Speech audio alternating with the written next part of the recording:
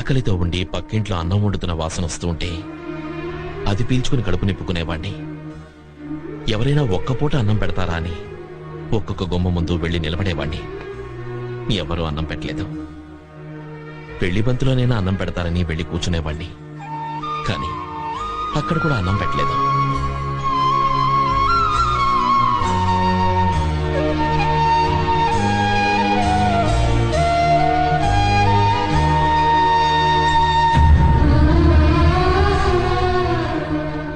అప్పుడు నన్ను ఆదరించింది ఈ రాగి ముద్దే.